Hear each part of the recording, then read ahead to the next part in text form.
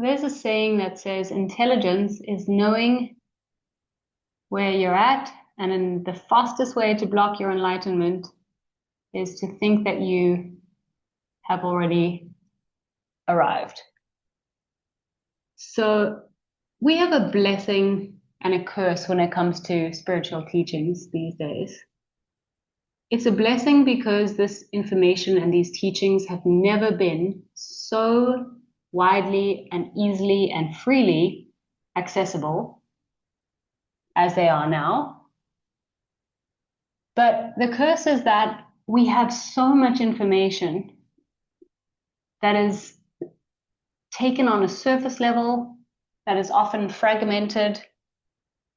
And the thing about spiritual teachings is that they are always paradoxical. So when we're taking them as these fragmented pieces of information, it can feel like these teachings are conflicting with each other, which causes a lot of confusion and a lot of overwhelm. I know that I had a lot of questions when I started digging into this information. Like you will see, you are the creator and you are here to create your destiny. Then the next minute you'll see there is a divine plan, and all you need to do is to flow with this plan. You will see you should surrender. No, you should control your reality. You're here to manifest. You're here to create. Now, this analogy that I'm going to break down for you, which is the analogy of the temple that I got from one of my teachers, Mami Onami, shout out, really helped piece it all together. So we're going to go through the 3 levels of spiritual teachings. And if you are a true spiritual seeker, this video is going to be very exciting. If you are somebody who feels like, I already know a lot of the stuff, like I'm enlightened, this video might be really annoying. Now, we're going to break down 3 levels of spiritual teachings, the 3 awakenings, and how this ties together. So with this analogy that this is a temple, when it comes to a temple, a church, a mosque, it's open to the public. Anyone from the public, from the masses, can see and appreciate a beautiful temple. We can all visit it. And this is what's known in spiritual teaching as the exoteric level of teachings.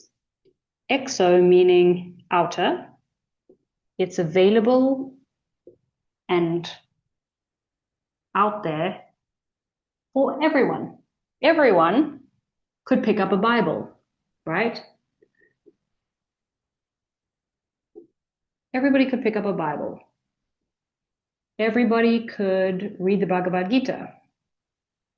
Everybody could pick up the Quran and read it. This is the outer layer of the temple.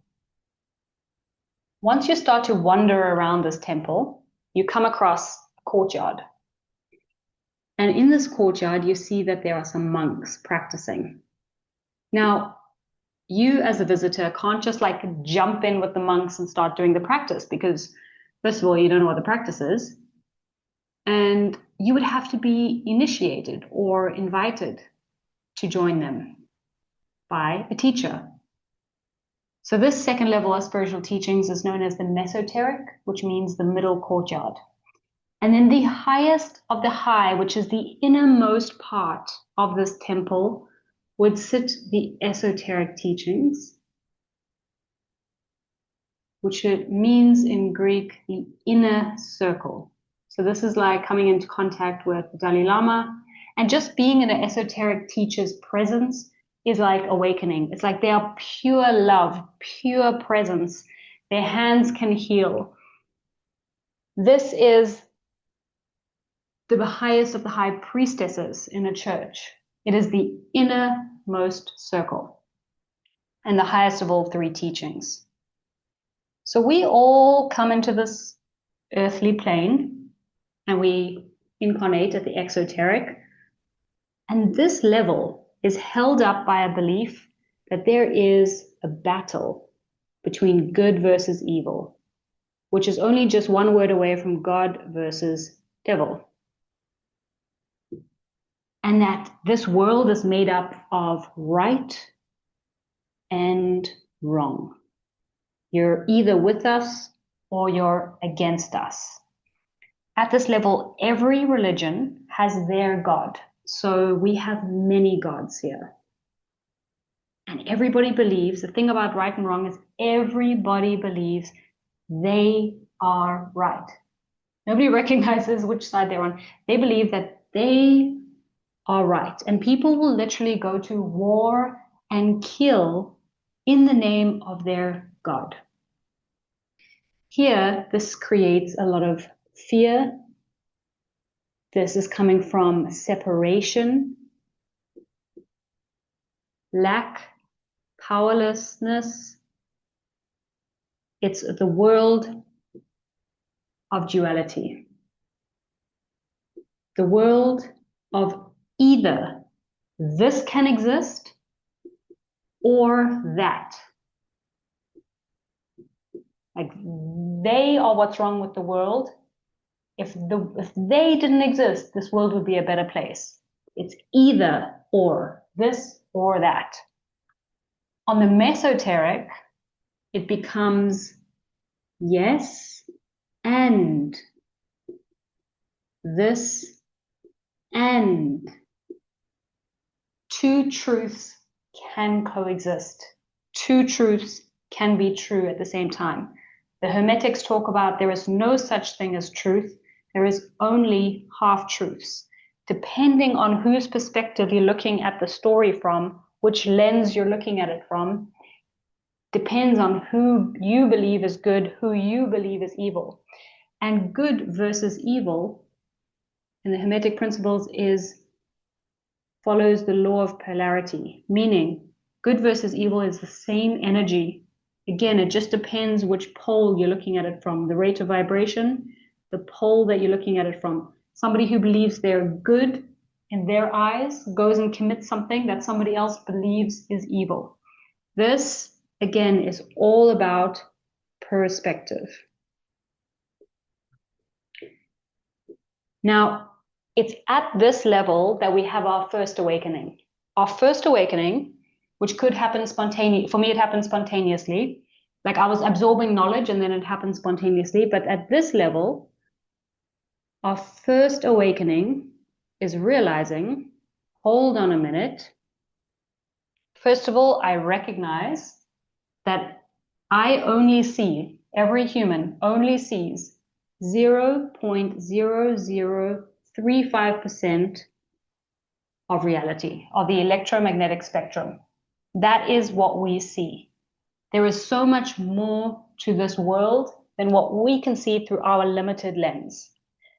Now, we recognize at this first awakening that life is not just happening to us, and we're not just reacting to life. We're not just we don't have to live by default or in reaction. We actually have some control. We can consciously create our reality because we understand at this first awakening that there is a spiritual and a mental plane. So there is more than we can see. And we realize that these planes are what cause our physical reality. These unseen forces cause our physical reality. And if we can just learn how to master and work with the energies of these planes, we will be able to create and control how we experience the effect on this physical plane. So it's at this awakening that we dive into the world of energy and manifestation. We dive deep and we're consuming all of this information and we start to play around with it, practice it, maybe manifest a few things, but then we start to realize, you know what? Is this all we're talking about? Is this all we're talking about? Controlling our reality? How do I manifest what I want if deep down I don't truly know what I want? Maybe I manifested something and I thought I wanted it, but it's not what I need. or I manifested it and then it just disappeared. There's more to it than this. There has to be more to it than this. Or is this all we're talking about? Now, these questions, and this is where we also start to ask those paradoxical questions like surrender, but effort. And then if everybody can manifest and create their reality, why is there so much suffering in the world? If there is a God that sees all and knows all, then why is there this suffering? Why do bad things happen to good people? These bigger questions start to create what the fourth way calls the magnetic center within you. And it's here that your future self sends you a teacher. Now, your teacher that is here to initiate you into the second level comes in many forms, and usually not the form that you are expecting. Because on this level, you think spirituality is all about, it's a persona. It becomes another personality. It becomes like what you believe a spiritual teacher should look like. Teachers come in all forms. My first teacher came in the form where I thought this guy could be an engineer. My second teacher had a face tattoo. It's like the stories in the Bible where a beggar approaches somebody and that beggar is actually God, and people keep dismissing him, but that was their greatest teacher. So your teacher will find you. And why do you need a teacher? In order to move from this plane to be initiated here into the second plane. The key is that all of this information is available. You can read it in ancient texts. But what happens is if you're trying to get from this level to this level, once you're reading these ancient texts that were written hundreds of years ago, your mind starts to go, this principle of spirituality is great, this teaching is great, but it doesn't apply in today's context or in today's culture. So there must be an exception to the rule. There must be an exception to the rule. This can't be, this can't be. But with a teacher, they are there to speak to you, to teach you in your language, in a language that you can truly understand and resonate with, until it lands, until it goes from knowledge to understanding to being. So you need a physical teacher. This teaching is handed down by oral tradition. This is where you become the monk. You shaved your head. You wear the robe. You have to want this more than anything else. This is about being initiated into leaving duality, leaving the idea of what you believed, what you identified with, and entering the world where there is one God, oneness. It's here that you start to see God is in everything. God is in everything. God created everything. So this whole concept on the exoteric that God has an equal force against it, this level of fear no longer exists because, as the Hermetics called it, the all that is, the infinite intelligence, the one, the highest of the high, the source of all, the creator of all, God created all. And God has a face that is creating, destroying, neutralizing. So it's impossible to say that God has this equal power that you need to fear, that when something goes right in your life, it's God rewarding you. When something goes wrong, it's the devil. This is not possible. Now, what is possible and what you need to understand is a parable and code for your own development is the concept of Jesus versus the devil, right? Jesus and the devil can go to battle and they're always at battle. But what does that mean? What does that actually mean? Now, Here, from a spiritual teaching perspective, we go and we move away from what would be known as, this would be a subjective teaching. So if you want to be a spiritual teacher, this is where every teacher will start. And you are basically teaching what worked for you. How did you manifest? How did you learn how to create? How did you awaken? It is your subjective story. So what worked for you is all that you can teach at this level. If we look at the Bible is a collection of subjective stories. Everybody has their different experience of God that they're sharing. You've got Job, you've got Solomon, you've got Moses. Everybody has their version and their story. So all spiritual teachings begin here. Now, as we move up as a spiritual teacher, we need less words. And we move from the subjective to the objective, meaning we now can teach something that anybody can apply and get results. It's not just about what worked for you, it's an objective method. Here is where we realize that you're not reading the Bible or the Quran. You're reading your level of consciousness, because at this level, you see that it is all parable. All religious text is actually code for deeper meaning and lessons that you can apply to yourself. Anytime somebody is climbing a mountain, Moses climbed the mountain to connect with God. The mountain represents higher levels of consciousness, rising above the duality to be one, to connect to God. Honor thy father, honor thy mother. It's not talking about your parents, it's talking about honor the universe and the divine Mother Earth. It's being ascended and grounded at the same time. When Jesus spoke to the farmer and he said, you're throwing seeds on rocky soil, sandy soil, or fertile soil. Rocky soil is when somebody is trying to teach us something and we have that cross-arm energy of like, I know this, I don't need to learn this from you. Sandy is when we're not able to grasp these teachings yet. And fertile soil is, I'm hungry, I'm ready, I want this more than anything. Give me that nourishment. I'm ready, I'm open to and willing to learn. So you start to see and read these religious texts at a whole new meaning and a whole new level. And this is all by design. Like, this is all revealed to us in perfect timing, because we understand that yes, there is a divine order and a divine plan, and we can align ourselves to the flow of this universe.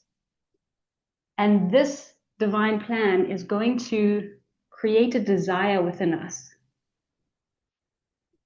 nudges towards a pull, a strong pull to something that we are here to create. Now, this is where these esoteric teachings start to talk about, and this is why a lot of them are kind of like demonized, or they have like a witchcraft theory around them. But this is where all religion has their version of this. So you've got Christianity and Gnosis, you've got Islam and Sufism, Hinduism and Tantra, you've got the Kabbalah. Now, at this level, all these esoteric teachings are saying that there is this creative force within you. You do have access to God within you. God is no longer an externalized force, an externalized, like daddy in the sky that is there to condemn you, to judge you, to punish you. God is in everything, including you. God is in everything, including you. You want to test out that you can truly be with oneness? Airports.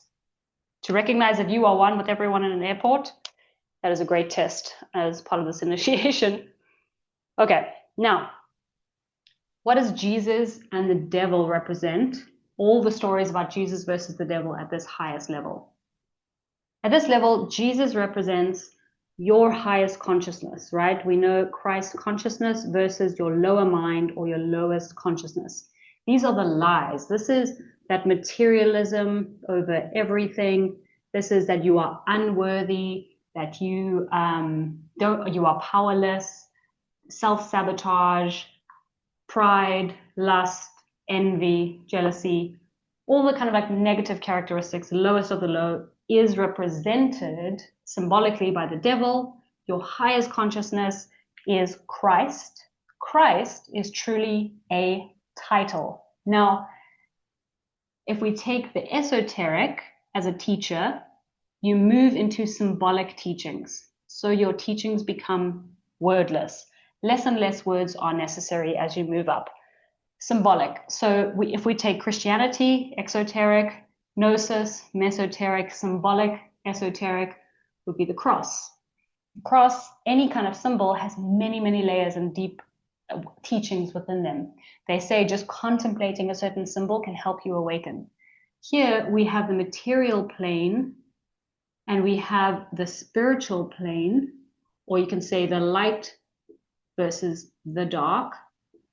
And Christ, or Christos, which is a title that is given to a spiritual master, that was given to Jesus because Jesus was spiritual master of balancing and walking the line between these two planes of existence, the 5D and the 3D, not getting stuck too far in the material and not getting drawn too far into the light. Because the trap of spirituality that can happen at the exoteric, that can prevent you from moving from this level to this level, is falling for the idea and kind of like escaping. A lot of people will escape religion, the duality of religion, but then they will fall into the idea that there is this light versus dark, right? Warfare going on, which, not to say that there isn't truth to this, but the idea that there is this equal power creates a lot of fear mongering, and you can go down a lot of dark rabbit holes when you go into this, and it will keep you in this idea of fear and separation, and that there is this other power that could, but you remembering that you are the ultimate authority and that there is only one God, and that you have the authority about what you allow, or you have permission. You can cut ties with this at any point because you are more powerful than this. So that's one to be aware of in the spiritual kind of initiation process. Now, the actual initiation from here to here, this will turn your world upside down. Like if you look good coming out from this side, did you really go through it? Because this will turn your world upside down, because so much of your identity is tied into this world of duality about what you believe you stand for, who you believe you are. World turned upside down. Now, some people will say, well, what about bypassing? If you have ever tried to bypass the universe, you will first of all know that that is impossible. The universe will destroy you if you try to bypass it. In order to move from this level to this level, you are going to have to come to face with your duality, all of your shadows. You're going to have to come face to face with your darkness and realize that everything exists within you. Everything is one. God is in everything. God has three faces. Now, when it comes to awakening to the esoteric, I can't speak about that yet, but I can say that this plane is fucking great. This plane, there is so much room to grow and to play around with and to truly practice and keep coming back to saying, like, how do I be this? Not just know this and understand this, but how do I actually live by this?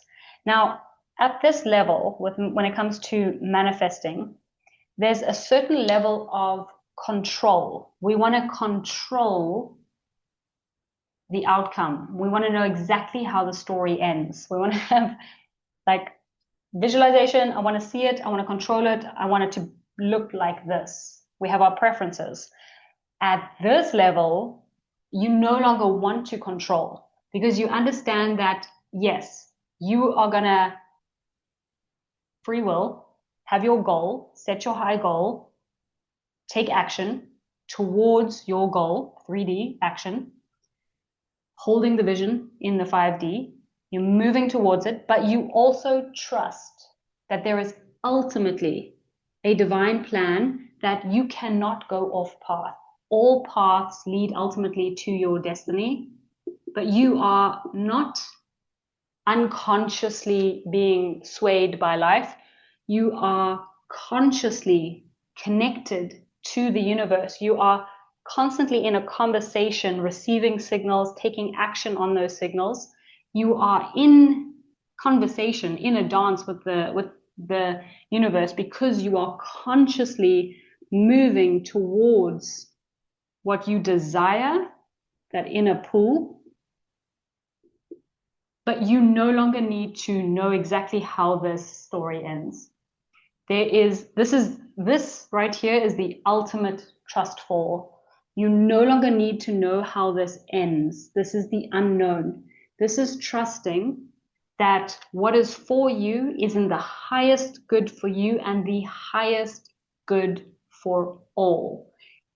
At this level, you're taking on more and more responsibility for your beliefs and how you define God and how you define and work with the laws of the universe. Here, it's easy. It's following somebody else's rules. It's like, okay, tell me what to do and I'll do it. And if it works, then it's their fault. It's always someone else to blame at this level. Here, you're taking on responsibility that everything that you are creating is coming from you, is coming through you. Everything is a reflection always back on you. What do I still have to learn? What do I still have to learn? And taking action towards that destiny, that desire, that pull within you, while surrendering to what it looks like. Surrendering, understanding that whatever is in front of you, the obstacle is the path. The obstacle is the path. All paths lead back to your destiny. You cannot go off path when you are consciously engaged with the universe. You understand here that there is God and there is universal laws. There are universal laws and laws of nature. When we are unaware of these laws are playing us. We're just being swayed left and right by these laws.